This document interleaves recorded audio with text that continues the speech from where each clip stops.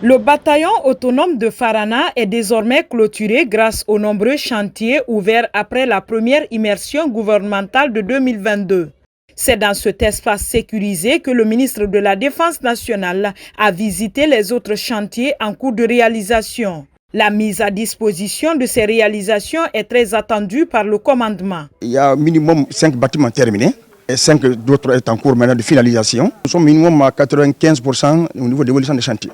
Le bataillon est en plein progrès actuellement, notamment la construction du bloc administratif du bataillon, les logements des officiers. Il y a 15 appartements qui sont prévus là-bas et aussi la construction d'un mess et d'un foyer, la salle de musculation qui sont prévus, d'autres services tels que l'infirmerie qui est actuellement en cours de construction. Nous nous réjouissons des différentes réalisations qui sont là, notamment un dortoir qui pouvant abriter jusqu'à 250 personnes. Nous avons quelques latrines publiques qui sont réalisées dans le même projet. À la base aérienne de Farana, c'est une véritable révolution infrastructurelle qui se produit.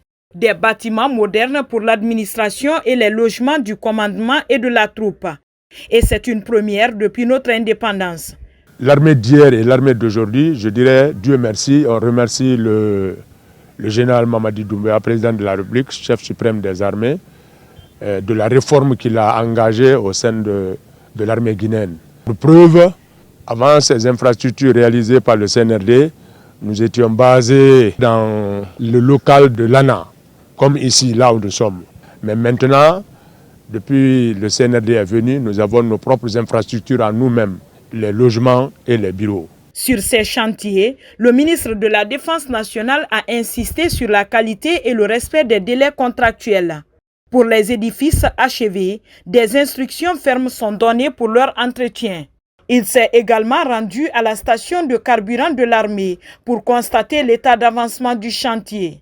À la place d'armes du bataillon autonome de Farana et devant le commandement des forces de défense et de sécurité, l'ambassadeur Aboubakar Sidiki Kamara a prodigué d'utiles conseils aux hommes en uniforme. Des messages axés essentiellement sur la discipline militaire, le patriotisme, la vigilance et la bonne cohabitation avec la population civile.